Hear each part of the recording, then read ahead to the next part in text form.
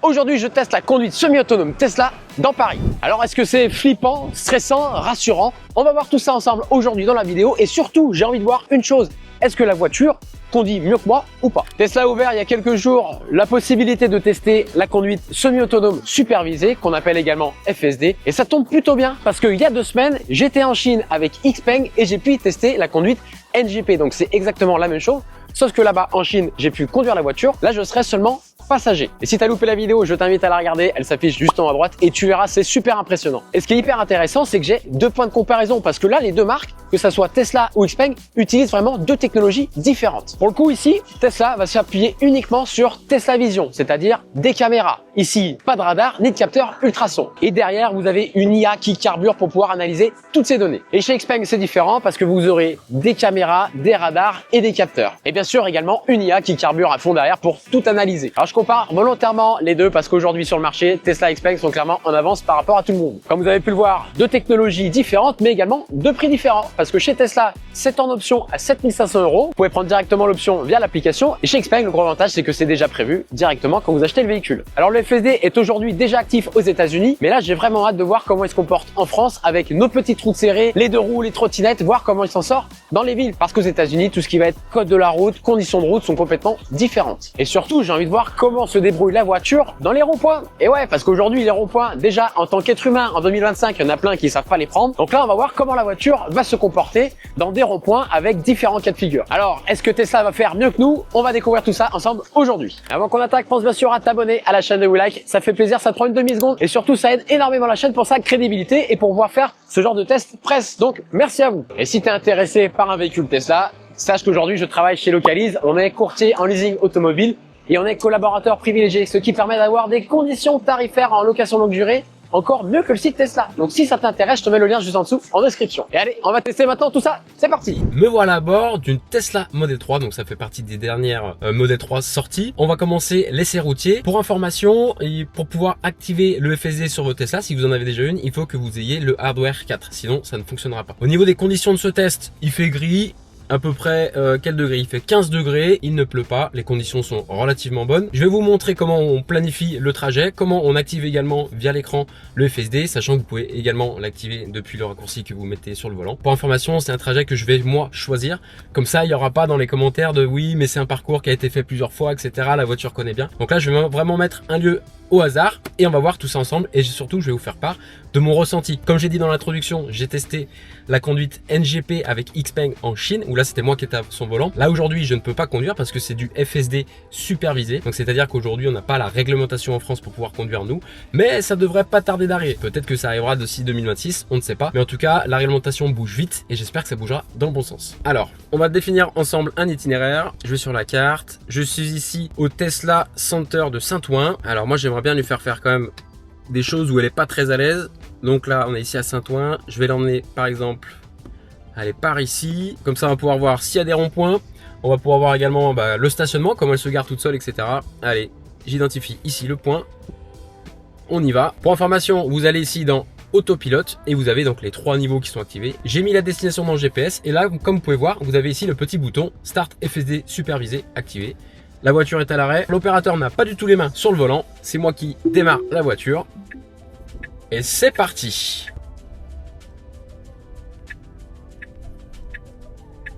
Comme vous pouvez voir avec Tesla Vision, la voiture vraiment scanne tout ce qui se passe, les piétons, les voitures, les rues, les lignes également les feux, comme vous pouvez voir ici.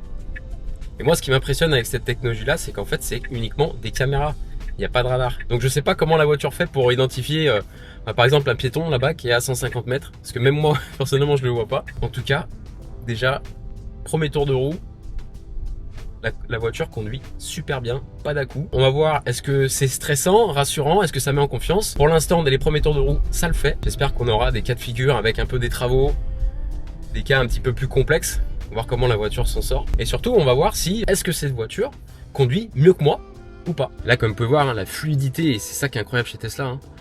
Au niveau de l'OS, aujourd'hui, ils font partie vraiment des meilleurs. Et comme vous pouvez voir, c'est hyper fluide. Le feu vient passer au vert. La voiture redémarre toute seule. Pour l'instant, ce que je vois, c'est qu'elle a une conduite plutôt à droite. Donc ça, c'est pas mal parce que ça peut laisser passer éventuellement les vélos, les trottinettes ou encore les 2 roues. Alors là, c'est intéressant. Il y a une voiture qui est en warning. Il y a une voiture qui arrive. Ok, elle a identifié, elle a mis le clignotant. C'est un monsieur qui vient charger ses courses, hein, tout simplement. Ok, elle y va. Voilà, elle a mis son clignotant, elle a vu qu'il n'y avait pas de voiture qui arrivait. Elle se rabat, elle coupe le clignotant. Donc déjà, premier test de la voiture en warning sur la route. Elle le passe sans problème. Rond-point, très important, parce que même aujourd'hui, les humains ne savent pas encore prendre des ronds-points en 2025. Et une moto qui arrive, ok, elle a mis son clignotant pour la sortie.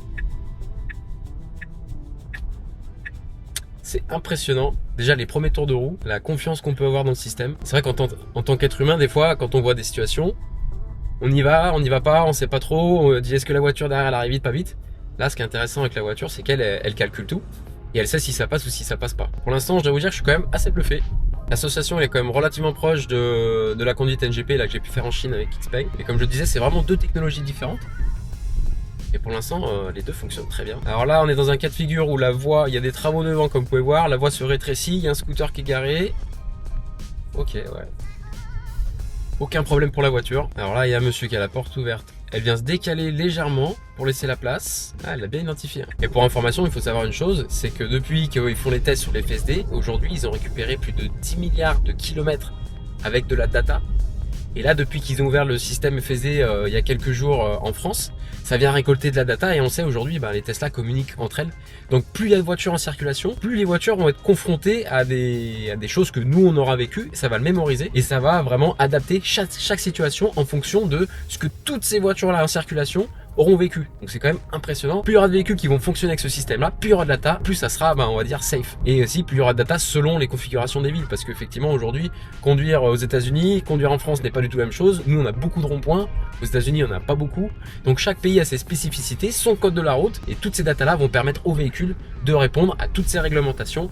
Et surtout sécuriser les personnes qui sont à l'intérieur du véhicule. Lorsque l'FSD supervisé est activé, vous pouvez également, selon là où vous êtes, etc., indiquer à la voiture certaines informations. Comme par exemple ici, vous avez le petit bouton, vous cliquez ici, et vous pouvez dire, voilà, je veux dépasser la limitation de 5%, 10%, et vous pouvez tout régler à ce niveau-là. Donc ça permet de régler un peu plus la conduite. Bien sûr, toujours respecter le code de la route, mais dans certains cas, vous pouvez dire à la voiture d'aller un tout petit peu plus vite. Et ce qui est aussi intéressant, c'est que vous pouvez communiquer avec le véhicule pendant qu'il est en FSD. Vous pouvez reprendre la main un petit peu sur l'accélérateur, ça ne viendra pas le couper. Pareil, s'il y a besoin dans certaines situations, vous changez d'itinéraire par rapport à ce qui est proposé, vous mettez le clignotant, vous changez de voie ou vous changez de rue, et là ça va pas du tout désactiver le FSD. Donc ça c'est quand même assez intéressant. On va bientôt arriver là dans 2 minutes à destination, il reste 700 mètres. Alors là j'ai vraiment mis un point dans une rue. Donc en théorie la voiture va arriver à destination, elle va trouver une place et elle va se garer. Donc on va voir tout ça. Pensez bien sûr à vous abonner à la chaîne de Woolax si c'est pas encore fait, je compte sur vous. Allez, on va arriver à destination, on va prendre une petite rue comme vous pouvez voir, ce sont des petites rues. Est-ce qu'il y a de la place, pas de place? On va voir ça. Est-ce que si on arrive et qu'il n'y a pas de place, la voiture va me laisser là en plan et je reprends la main? On va voir comment se comporte la voiture. Bon, pour l'instant, là, il y a un petit peu des travaux, des personnes sur la route.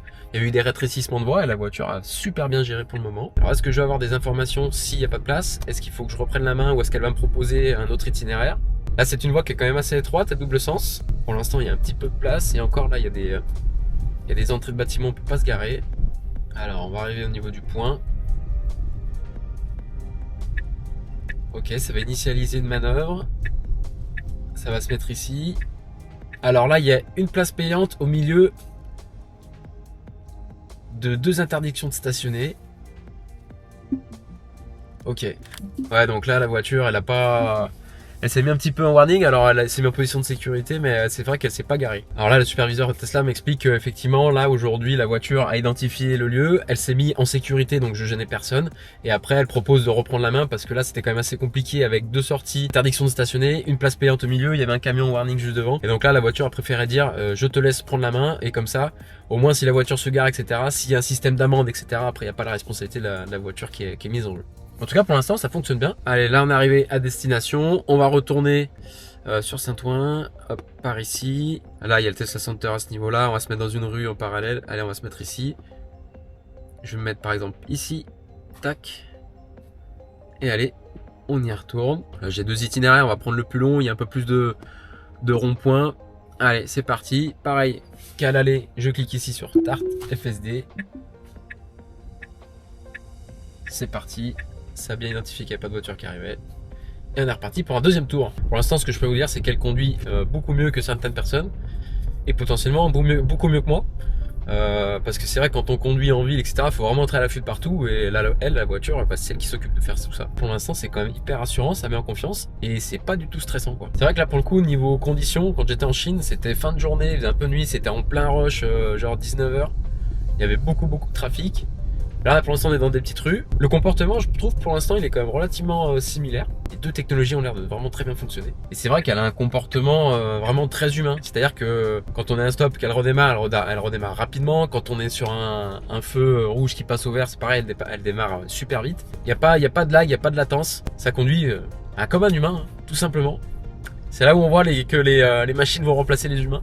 Quand je pense à cette technologie là pour les VTC, mais ça c'est un régal, quoi. Je pense que ça peut être vraiment un outil de travail qui permet d'améliorer les conditions de confort pour des personnes qui passent vraiment toute leur journée dedans à conduire. C'est vrai qu'à la fin de journée c'est quand même hyper fatigant, usant d'être à l'affût tout le temps. Et là je pense qu'on peut se reposer quand même dessus. Alors il faut savoir une chose, c'est que si vous baissez le siège et que vous dormez, la voiture au bout d'un moment elle va vous dire attention là. Il faut qu'il y ait quand même une petite présence humaine à l'intérieur. Là comme vous pouvez voir, il y a un rond-point. Pas mal de circulation, on va voir comment elle se débrouille. En tout cas, ça identifie déjà bien tous les véhicules qui sont en circulation. Il y a un scooter qui est juste ici dans le rétro, ça l'a identifié. Il y a un vélo qui est au feu rouge là-bas, pareil, ça l'a identifié. Au final, c'est surtout ça qu'il faut faire attention en ville. Tout ce qui est de roues, trottinette, vélo, scooter. Ok, ça met son clignotant, ça arrive quand même aussi en face. Là, il y a une ligne, ça laisse bien passer. Il n'y a pas de feu là, hein. Donc là, elle a identifié qu'il y a des voitures aussi qui arrivent, donc elle s'arrête pour laisser passer. Et une fois qu'elle va estimer qu'elle pourra y aller, le scooter par exemple il y allait parce que lui il avait estimé qu'il pouvait y aller. Et là c'est bon, elle est repartie. Ah, je vous avoue que c'est quand même assez bluffant, hein. Alors là c'est intéressant parce qu'on prend le rond-point. Elle a identifié qu'il y avait un passage piéton avec un piéton, ça l'a laissé passer.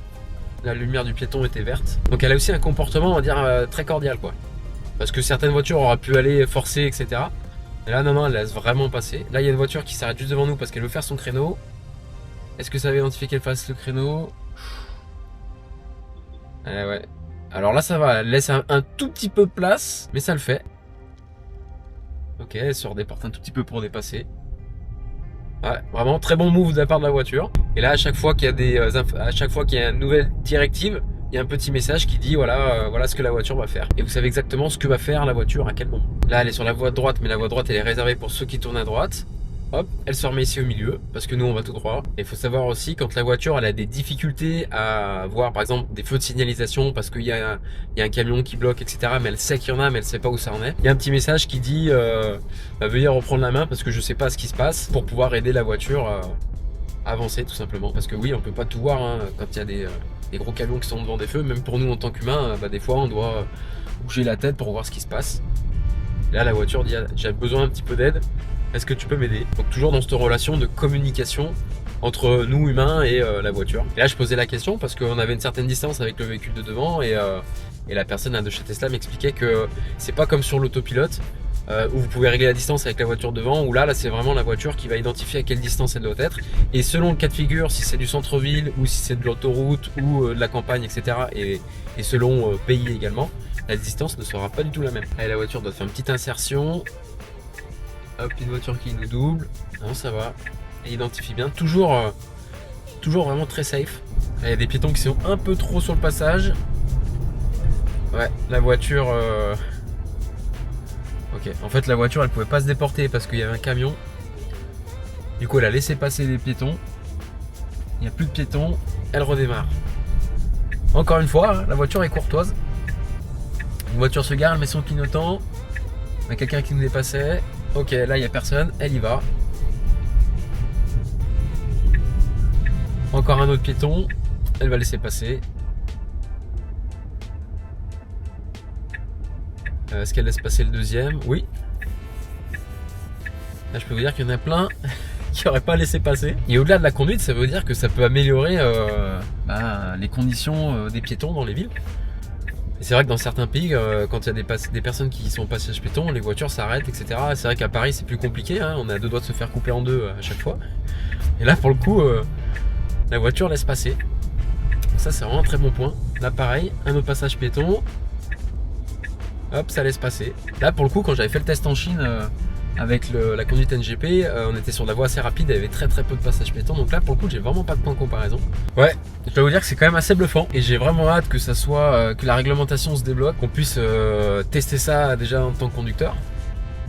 Et surtout d'avoir les premiers retours d'utilisateurs puissent tester et prouver le système. Parce que là sur des essais d'une heure on a quelques cas de figure, hein, mais ça aurait été aussi intéressant d'avoir de l'autoroute par exemple, voir comment ça se comporte, des portions de pas plus sur la campagne ou sur des routes de montagne pour voir comment la voiture se comporte. En tout cas là en ville, c'est juste parfait. Allez, un autre rond-point plusieurs voies.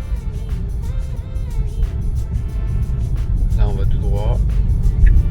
Donc ça met pas le clignotant pour y aller parce que forcément on va tout droit et ça le met vraiment à la sortie.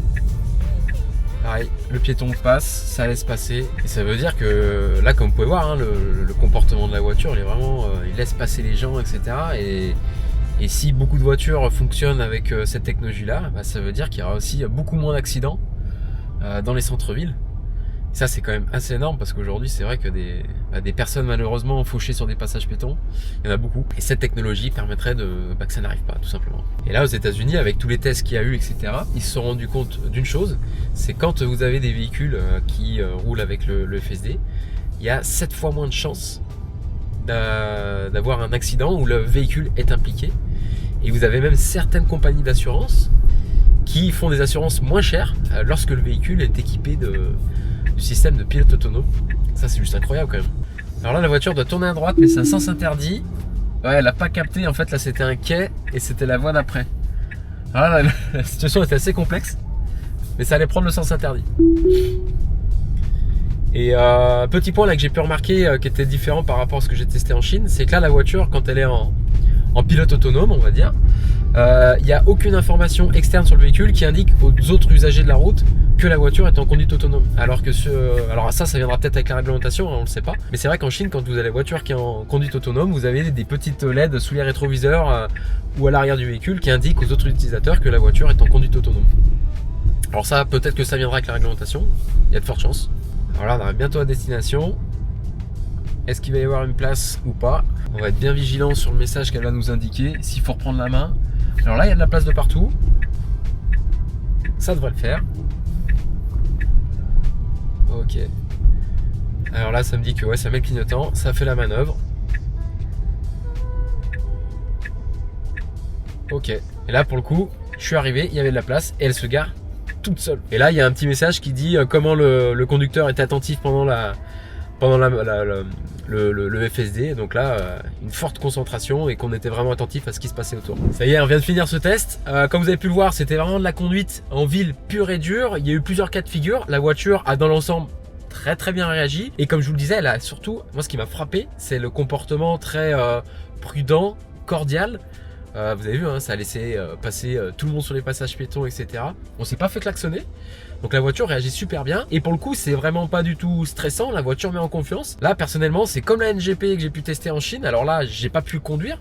Mais en tout cas, le comportement est quand même relativement similaire. La technologie avec Tesla Vision, on se rend compte que ça fonctionne super bien. Et là, je posais la question sur comment ça allait être déployé, etc. Alors pour l'instant, ils n'ont pas de visu. Mais la personne de chez Tesla m'expliquait qu'aujourd'hui, aux États-Unis, il y avait la possibilité de prendre une mensualisation de l'abonnement. Au lieu de payer les 7500 € d'un coup via l'app, il y avait la possibilité en fait de payer ça au mois.